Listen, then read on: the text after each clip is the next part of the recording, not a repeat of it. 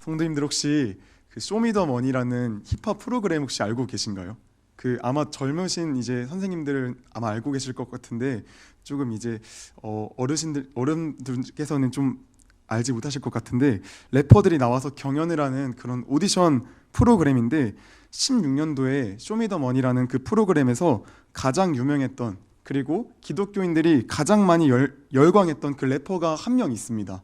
아마 여기까지 들으시면 아마 누군지 청년 선생님들은 아마 아실 겁니다. 바로 BY라는 그 래퍼입니다. 이처럼 BY의 인기는 그 당시에 엄청났습니다. 청소년들에게 신앙적 모델처럼 여겨지는 그런 대상이 딱 등장을 하니까 참 많은 교회에서 BY에게 간증을 요청했다고 합니다. 그런데 만약에 BY가 그 경연 프로그램에서 우승을 하지 못하고 전 시즌처럼 똑같이 예선에서 탈락을 했으면은 이렇게 많은 간증 요청이 있었을까요? 네, 저도 그렇게 생각합니다. 저도 그 많은 교회에서 이 BY라는 래퍼가 예선 탈락을 했으면은 간증이 그렇게 많이 가지 않았을 거라 저는 생각합니다. BY가 사실 예선에서 탈락했으면 이건 간증거리가 되지 않죠. 우리가 생각했을 때 간증이라는 거는 마치 연말에 연예대상이나 연기대상 같은 곳에서 그 좀 사람들이 알아봐주는 어떤 그런 상을 탔을 때 막 트로피랑 그 다음에 무수한 꽃다발을 이렇게 막 잔뜩 안고서 그래서 이제 마이크로 힘들게 와가지고 하나님 아버지께 영광 올립니다. 딱 이런 딱 이게 있으면은 뭔가 이게 좀 이런 그림이어야죠, 그죠? 이게 좀 간증 같죠. 내가 뭔가 잘 되고 잘 돼서 잘 되었을 그때에 하나님을 증거하는 게 남들이 볼 때에도 들을 때에도 좀 이쁘고 아름답고 멋진 그런 그림이죠. 근데 제가 예수를 믿었더니 병이 나았습니다. 기울던 사업들이 예수를 믿었더니 갑자기 막 상승세를 쳤습니다. 제가 막 주식을 하는데 이 파란색만 보이던 그 주식들이 갑자기 올 레드가 되었습니다. 그 고2 때까지 9등급이었는데 나중에 수능으로 서울대를 막 가게 되었습니다. 이런 류의 어떤 그런 간증들, 이것들이 많은 크리스천이 생각하는 일반적인 간증의 내용들이죠. 예수 믿고 복 받았다. 반대로 예수 믿고 쪽박 찼다라는 간증은 저는 개인적으로 따로 개인적인 이야기를 통해서 들어는 봤지만 이런 앞에 나와서 공식적인 자리에서 예수 믿고 쫄딱 망했다는 간증은 많이 들어보지 못했습니다. 예수 믿은 뒤부터 갑자기 집이 망해버렸고, 예수 믿은 뒤부터 갑자기 질병이 찾아왔고, 예수 믿은 뒤부터 친구 관계가 완전히 박살이 났고, 이런 거를 앞에 나와서 성도님들에게 이야기하면 반응이 어떨까요? 먼저 이걸 간증이라고 여기지도 않을 뿐더러 다들 듣지도 않고 잘 것 같습니다. 혹은 예배당을 빠르게 나갈 것 같습니다. 누군가에게 간증할 때는 예수 믿고 대박난 이야기를 하는 게 일반적인 상식입니다. 지금 뭔가 표정들로 봐서는 뭔가 지금 되게 동의가 안 되시는 것 같은데, 제가 앞에서 막 여기 막 찢어진 양복을 입고 머리는 막 부스스한 어떤 그런 상태로 와서 예수님을 전한다면은 참 덕이 될까요? 말은 쉽지만 막상 보면 솔직히 덕이 안 될 것 같습니다. 예수 믿는다면 좀 더 잘 돼야지, 좀 더 괜찮게 살아야지, 그럼 나도 좀 믿어볼만 할 텐데, 그래야 좀 말이 맞죠. 그런데 오늘의 본문을 보시면 우리의 바울 선생님은 우리의 그 상식을 벗어나는 행동을 지금 하고 있습니다. 예수를 전해서는 안 될 법한 그런 상황에서 예수를 증거하고 있습니다. 간증을 하고 있습니다. 오늘 본문의 상황이 어떤 것이기에 바울이 우리의 상식에서 벗어난 행동을 지금 하고 있는 걸까요? 먼저 본문의 배경을 좀 알아보도록 하겠습니다. 바울이 에베소라는 그 지역에 머물다가 예루살렘에 들어가기로 결단을 합니다. 그래서 예루살렘으로 가려는데 갑자기 제자들이 막 바울을 막 말리는 거예요. 선생님, 성령님께서 환상을 보여주셨는데 예루살렘으로 들어가면 진짜 큰일 난대요. 진짜 들어가면 죽을 수도 있을 것 같아요, 바울 선생님. 그러니까 들어가지 마세요. 어딜 꼭 가셔야겠으면은 예루살렘 말고 다른 곳을 가세요. 또 아가보라는 이름의 선지자도 바울에게 나타나서 바울의 허리띠를 가지고 자신의 손발을 묶으면서 바울, 당신이 예루살렘에 들어가면 이렇게 똑같이 묶여서 이방 사람들의 손에 묶임을 받고 넘김을 받을 겁니다 라고 예언을 합니다. 그러자 이 아가보 선지자의 말을 들은 주변 사람들이 바울에게 다 달려들어서 예루살렘에 가지 말라고 만류를 합니다. 그런데 바울이 뭐라고 말합니까? 안 돼요. 왜 우십니까? 마음 약해지게 왜 우십니까? 저는 예루살렘에 가야 합니다. 저는 주님을 위해서 예루살렘에서 결박을 당하거나 죽는 것까지도 각오가 되어 있습니다. 그러니까 울지 마세요 하면서 예루살렘으로 갑니다. 바울이 이렇게까지 고집을 부리면서 예루살렘에 가야만 하는 이유가 뭐였을까요? 첫째는 성령의 이끌림이요, 둘째는 예루살렘에 있는 유대교회와 그 밖에 서아시아, 마케도니아에 있는 이방교회를 하나 되게 하기 위해서 지금 바울은 예루살렘에 가고자 하는 겁니다. 이게 뭔 소리냐면 당시 예수를 믿는 유대인들에게는 할례, 율법 이런 것들이 굉장히 중요한 문제였습니다. 예수를 믿었지만 어렸을 적부터 유대인이라는 그 관습적에서 자랐기 때문에 할례와 이 율법은 예수를 믿는다면은 꼭 지켜야 하는 어떤 행위적으로 이해를 하고 있었습니다. 그러다 보니까 이 이방인 그리스도는 할례를 많이 받지 않다 보니까 이게 굉장히 민망한 상황이 일어나는 거예요. 같은 예수를 믿는데 할례 때문에 좀 찝찝한 상황이 일어나는 거예요. 나는 할례를 받았는데 쟤는 왜 할례 안 받아? 저거 좀 아니지 않아? 쟤네 좀 이단 같은데? 좀 아닌 것 같은데? 그래서 바울은 그런 분리됨을 없애기 위해서 마케도니아 지역의 이 교회와 아가야 지역의 이 이방 교회들로부터 헌금을 모아서 예루살렘 교회에 전달을 합니다. 왜냐하면 예루살렘 교회는 그 당시 가난했거든요. 그래서 그곳에 가난한 그리스도인들을 이방교회 성도들의 헌금으로 도와줌으로써 이방교회와 유대교회를 하나 되게 하기 위해 많은 사람의 만류에도 불구하고 바울이 꿋꿋하게 예루살렘에 간 겁니다. 그렇게 바울은 예루살렘에 갔습니다. 그리고 그곳에 있는 야고보와 장로들을 만나서 하나님께서 이방인들 가운데 행하신 그 모든 일들을 증거하고 본문에 나와 있지 않지만 헌금도 전달하여 이방인의 그 믿음을 이루신 하나님께 영광을 돌리는 장면이 등장을 합니다. 그런데 이렇게 좋았던 그런 분위기에서 문제가 한 가지가 있었습니다. 뭐가 문제였냐면 예루살렘의 유대인 그리스도인들에게 이런 소문이 돌고 있는 거예요. 바울이 이방인 회심자들에게 율법을 안 지켜도 된다고 가르치나 봐. 심지어 이방인뿐만 아니라 우리와 같은 유대인들에게도 그 유대인 자식들에게 할례를 하지 말라고 가르치나 봐. 그 사람 좀 이단 같지 않아? 이런 소문이 돌기 시작한 겁니다. 야고보와 장로들은 물론 이 소문이 거짓된 소문이라는 것을 알고 있었지만 이 논란을 잠재우기 위해서는 말보다는 어떤 실제적인 행동, 액션이 필요한 상황이었습니다. 그래서 바울에게 한 가지 권유를 합니다. 바울, 우리 쪽에 곧 있으면 나시린 서원을 하는 사람 4명이 있는데 그 사람 4명을 데리고 가서 그 나시린 비용을 하는 너가 대주면은 사람들이 아마 너를 인정해 줄 거야. 너를 인정해 줄 거야 라고 이야기를 합니다. 이게 무슨 이야기냐면은 그 당시 나시린 서원을 할 때 이 재물 드는 비용이 굉장히 비쌌거든요. 그래서 그 당시 문화로는 그 비용을 대신 대주면은 굉장히 미덕이 있는, 굉장히 덕이 있는 경건한 사람이라 칭송을 받았습니다. 그래서 바울은 그 이야기를 듣고 알겠다고 제안에 승낙했어요. 그리고서 이들의 비용을 대기 위해서는 자신도 성전에서 정결 예식을 치러야 했기 때문에 서원을 한 사람들과 함께 성전으로 갑니다. 그리고 그들의 예식을 돕기 위해 성전에서 떠나지 않고 있는데 마침 그 성전에 예루살렘에서 유대인의 그 명절을 지키기 위해 누가 왔냐면 에베소에서 온 유대교 열렬 신봉자들이 왔어요.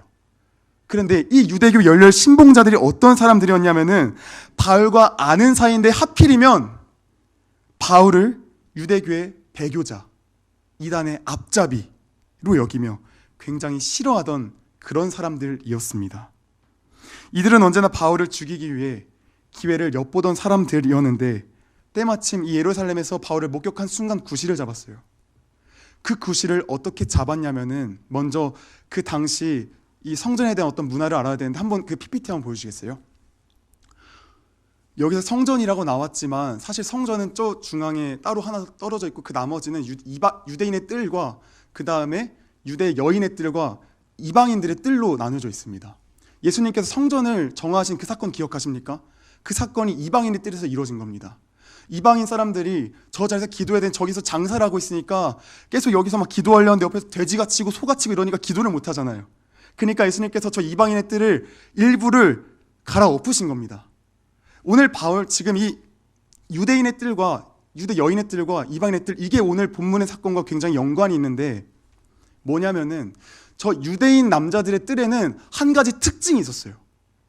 한 가지 뛰어난 어떤 그 특이한 법이 하나 있었는데 그게 뭐냐면은 유대 혈통적인 유대 남자 아니면 나머진 들어갈 수가 없었습니다. 만약에 이방인이 들어가기 위해서는 랍비한테 정식으로 할례를 받았다는 그 증서가 있어야 됩니다. 그 증서가 없으면은 어떻게 되냐면 바로 사형입니다. 근데 그 사형도 유대 사람들이 화나서 그냥 때려 죽이는 겁니다. 이 당시 이스라엘이 로마의 속국이었죠. 그런데 그 유대인 뜰에 만약에 그 로마 사람도 그냥 허가 없이 들어가죠. 그러면 그 사람도 사형입니다. 그 정도로 굉장히 민감한 문제였습니다. 그런데 이 에베소에서 온 열혈 유대교 신자들이 어떤 짓을 하냐면은 바울이 전에 성내에 이 유대인의 뜰이 아니라 그냥 성전 그 어느 곳에 한 곳에서 에베소 사람 드로비모라는 사람과 함께 있는 걸 발견한 거예요. 그래서 이 사람들이 생각을 합니다. 이거다. 그래서 어떻게 하냐면 이렇게 거짓 고소를 합니다. 여러분, 저기 저 바울이란 사람이 할례 받은 자만이 들어갈 수 있는 저 유대인의 뜰에 할례 받지 않은 이방인을 데리고 들어갔습니다. 제가 똑똑히 봤어요, 진짜. 제가 똑똑히 봤어요. 그러니까 저 바울이란 사람을 얼른 저 배교자를 끌어내서 얼른 죽입시다. 얼른 죽여야 됩니다. 사람들이 이걸 듣고 난리가 난 거예요. 전부 다 득달같이 몰려들어서 바울에게 달려들어서 이 유대인의 뜰에 있는 바울을 이방인의 뜰로 끌어내어 완전히 개패듯이 패는 거예요. 수십 명이 달려들어 그냥 때리는 거예요. 로마 수비대가 그걸 보고 바울을 끄집어냅니다. 그리고 바울을 감옥으로 데리고 가는데 그때 바울이 천부장에게 이런 이야기를 합니다. 잠시만요, 혹시 저 사람들한테 한마디만 해도 괜찮을까요? 저를 때린 저 유대인들한테 제가 할 얘기가 있어요. 잠깐만 시간을 주세요. 천부장이 이렇게 이야기하죠. 그렇게 해. 그리고서 바울이 서서 이야기를 합니다. 그게 바로 오늘 읽은 본문의 내용, 바울의 간증입니다. 부형들아 들어라. 내가 이랬던 사람이었는데 내가 이렇게 예수를 만났고 지금은 이렇게 살고 있단다라는 게 오늘 바울 간증의 내용입니다. 성도님들에게 지금 여쭤보고 싶습니다. 바울의 상태가 냉정하게 봤을 때 지금 간증할 만한 그런 상황입니까? 그런 모습입니까? 영향력 있는 크리스천의 모습입니까? 바울의 상태는 수많은 유대인들에게 주먹으로 맞고 얼굴의 형태가 일그러졌을 겁니다. 머리도 마구잡이로 흐트러졌을 거고 옷은 먼지와 핏자국으로 인해 거짓골처럼 되었을 겁니다. 이런 상황에서 예수를 전하는 게 맞나요? 우리가 친구에게 예수를 전한다 갔는데 우리의 그 모습들이 너무 볼품없는 거예요. 맞아서 피투성이가 되어 있고 옷은 먼지로 되어 있고 이게 예수를 전하는 그런 복장이 맞습니까? 이런 상황에서 예수를 전하는 게 맞나요? 심지어 바울이 여러분 왜 피투성이가 된 채로 예수를 전하고 있는지 아십니까? 그 이유는 간단합니다. 바울은 지금 예수를 믿는다는 이유 하나 때문에 이 지경까지 온 겁니다. 예수 믿는다는 이유 하나 때문에 이 지경까지 온 겁니다. 바울이 예수를 믿지 않았다면 애초에 여기까지 올 필요가 없었죠. 바울은 원래 세상적으로 잘 나가던 사람이었잖아요. 제가 구태여 설명을 하지 않아도 바울의 스펙을 잘 아시잖아요. 어떤 사람이었는지. 세상적으로 잘 나가던 바울의 인생에 예수님이 갑자기 느닷없이 다메섹 도상에 강제적으로 찾아오셨기 때문에 지금 이런 고난을 바울이 겪고 있는 거 아닙니까? 바울의 인생을 이야기하자면 소위 말하는 쪽박찬 인생이죠. 예수 믿고 망해버린 인생이죠. 세상적으로. 그런데 예수 믿고 쪽박찬 인생이 바울뿐입니까? 여기 앉아 계신 성도님들도 사실 마찬가지 아닌가요? 예수 믿지 않았다면 남들처럼 금요일 연차에다가 주말 껴서 여행을 갈 수도 있고요. 예수 믿는다는 이유로 남들보다 정직하게 살아오면서 참 많이 손해보면서 살아왔는데 손해볼 일도 없고, 안 그래도 없는 휴가를 청소년 수련회에 몰빵하지 않아도 되고, 11조 할 돈으로 조금 더 그냥 재밌게 살 수 있고, 바울도 우리들도 예수를 믿었기 때문에 세상적으로 손해보고 핍박받고 살고 있지 않나요? 그런데 바울이 과연 이 삶을 불행하다고 여겼을까요? 나는 너무 불행해. 내가 예수 믿고 이게 뭔 짓이지? 나 너무 불행해. 이랬을까요? 성도님들, 예수를 믿게 돼서 불행하신가요? 불행하다고 여겨졌다면 여기 이 자리에 안 앉아 계셨겠죠. 바울은 고난을 당할지언정 기뻤을 겁니다.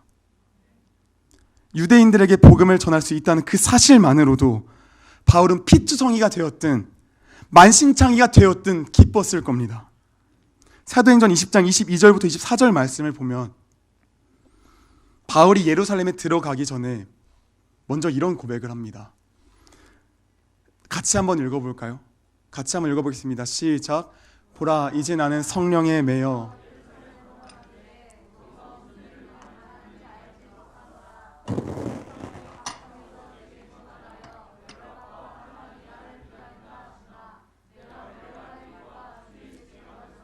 곧 하나님의 은혜의 복음을 증언하는 일을 마치려 하면은 나의 생명조차 조금도 귀한 것으로 여기지 아니하노라. 아멘. 제가 고3 때 인격적으로 예수님을 만났습니다. 예수님 만나기 이전에 제 삶을 이야기하라면 참 허무한 것을 쫓아 마음의 공허함을 채우던 인생이었습니다.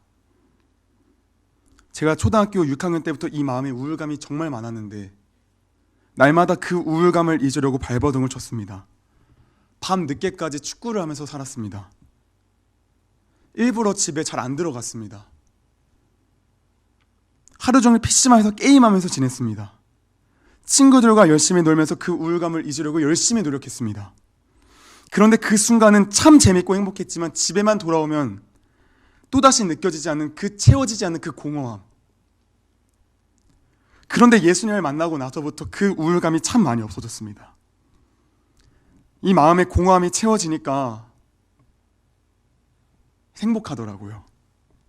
물론 그렇다고 행복하다고 제가 매 순간 미친 사람처럼 막 이러면서 이러진 않죠.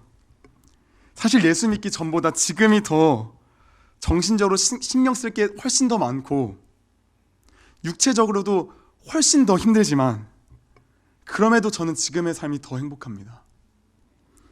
중고등부 예배 때 중고등부 학생이 아무도 없어서 그걸 볼 때마다 참 마음이 많이 뭉개지지만 교회 생활로 인해 친구들을 만나지 못해서 그 친구들이 거의 다 떠나갔지만 예수를 믿는다는 이유만으로 참 많이 조롱받고 손해보고 살아왔지만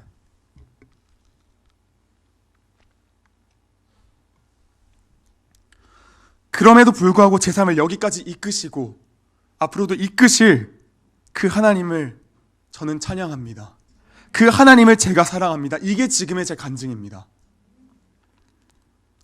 사랑하는 성도님들께 여쭤보고 싶습니다. 언제 간증하고 싶으십니까? 나의 병을 하나님께서 만져주셔서 낫게 해주실 때, 어려웠던 그 가정의 문제들이 해결되어질 때, 가난에서 벗어날 때, 그 문제로 참 많이 아파하고 힘들었는데 그 문제가 해결될 때 그때 간증하고 싶으신가요? 아니요, 우리의 간증할 때는 그때도 맞지만 더 우리가 간증해야 될 때는 이때입니다. 나는 여전히 힘들고 여전히 아프고 여전히 그 문제로 인하여 고통 가운데 있지만 그럼에도 불구하고 지금 내가 주님 당신을 사랑합니다. 지금 내가 당신을 너무나도 사랑합니다. 이 고백이 나오는 지금이 바로 우리의 간증할 때입니다.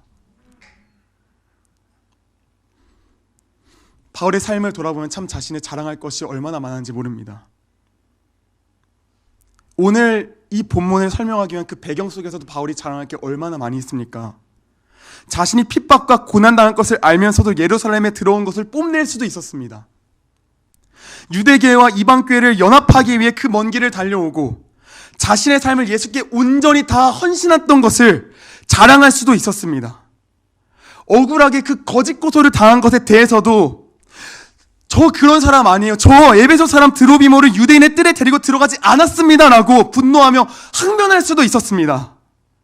그러나 바울은 자신의 열심과 자신이 이러한 사람이라는 것을 자랑하지 아니하고 억울함도 이야기하지 아니하고 오직 예수만 증거합니다. 우리는 이 예수를 바라봐야 합니다. 수많은 간증 속에서 하나님께서 행하신 그 표적들에 우리가 참 많이 주목을 합니다. 병이 낫게 되고 문제가 해결되어지고 참 많이 어려웠던 그 가정들이 일어나고 그런 표적들에 참 많이 우리가 주목을 합니다. 그런데 그 표적이 의미하는 것은 그 표적을 너도 구해라, 너도 그런 병 치유받는 그것만을 구해라 라는 그게 아니죠. 너가 그토록 해결하고 싶어하던 그 문제들, 온갖 너의 열심으로 아무리 해봐도 해결되지 않던 그 문제들의 해답은 그게 아니야. 돈이 아니야, 명예가 아니야, 권력이 아니야, 친구와의 관계가 아니야, 건강이 아니야. 그 문제들의 해답은 오직 나야. 하나님께서는 기적들을 통하여서 결과적으로 우리와의 관계를 회복하기 원하십니다. 창조주와 피조물의 관계를 회복하기도 원하십니다. 그런데 우리는 예수님과의 화평에는 사실 관심이 별로 없습니다. 여전히 우리는 그 기적이 너무나도 좋습니다. 그래서 또 기적을 원하고 원합니다. 티는 내지 않지만 이 마음속에 원합니다. 마치 예수님께서는 오병이어 사건들을 통하여서 무리들로 하여금 자신이 하늘에서 내려온 생명의 떡임을, 자신이 하나님의 아들임을 보여주려고 하셨지만 무리들이 하는 짓이 무엇입니까? 예수님을 무료식권 취급하면서 임금 삼으려고 합니다. 이 땅에서의 이득을 원해서 임금 삼으려고 하는 게 전부입니다. 사랑하는 성도님들, 무엇을 바라보고 있으십니까? 무엇을 자랑하고 싶으신가요? 어려웠던 상황들이 해결되어지고 병이 치유가 되고 내 능력으로 안 되어지던 것들이 되어지는 이런 여러 가지 것들도 참 중요하고 물론 간증의 내용도 맞습니다. 그런데 이러한 것보다 더 중요한 간증의 내용은 벌레만도 못한 이 인간을 여전히 사랑하시는 하나님 아버지의 극진하신 사랑, 날마다 자신이 하나님인 줄 알고 착각하는 인간을 매 순간 깨우치게 하시고 알려주시고 그 길을 친히 인도하시는 그 사랑, 무엇보다 십자가에서 죽기까지 사랑하신 그 사랑, 그 사랑을 이루신 유일한 한 분, 예수 그리스도밖에 우리가 자랑할 것이 없고 우리가 유일하게 바라봐야 할 한 분이십니다. 우리는 분명히 세상을 살아가면서 예수만을 자랑하고 싶고 예수만을 나타내고 싶지만 우리의 삶의 환경과 여건들이 계속해서 우리를 압박해 올 겁니다. 바울과도 같이 세상적인 모습으로 나를 바라봤을 때 참 처참해 보일 겁니다. 너 예수 믿었더니 그 꼴이 뭐야? 예수 믿었더니 너 좀 잘난 체 하더니 너 그 꼴이 뭐야? 그렇게 힘들고 어려울 때마다 우리가 기억하셨으면 좋겠습니다.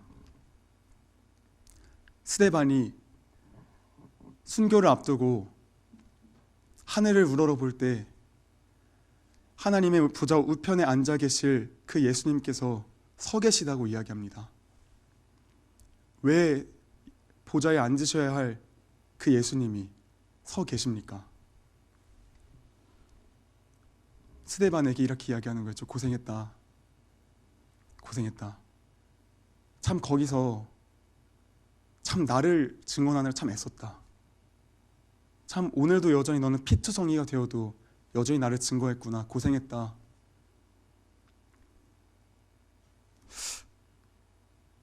이번 설교를 준비하면서 참 많이 묵상할 때 그것들을 많이 생각했습니다. 예수님께서 죽어서 천국 갔을 때 어떻게 나를 반겨주실까? 그 앉는 그 순간을 생각하면 참 많이 힘이 됩니다.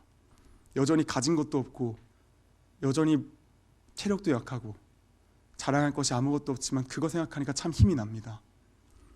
우리가 날마다 그러한 것들을 기억함으로 참 힘들어도 다시금 일어나서 예수를 증거하고 예수를 자랑하고 조금 힘들어 다시금 또 일어나서 다시금 예수를 전하고 예수로 회복하는 그런 우리 모두가 되었으면 좋겠습니다.